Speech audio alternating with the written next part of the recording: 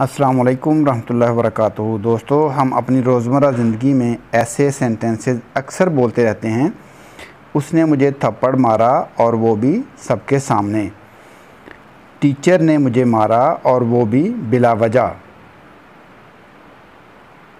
वो बहस कर रहा था और वो भी अपने बॉस से। तो इस तरह के सेंटेंसेस को आज हम बनाने का तरीका सीखते हैं और वो भी इसके साथ दो सेंटेंसेस को हम मिलाएंगे और वो भी के लिए लफ्ज़ वर्ड यूज़ होते हैं एंड दैट टू और वो भी, एंड दैट टू और वो भी। इसके साथ हम सेंटेंसेस बनाते हैं। उसने मुझे थप्पड़ मारा और वो भी सबके सामने। He slapped me and that too in front of all.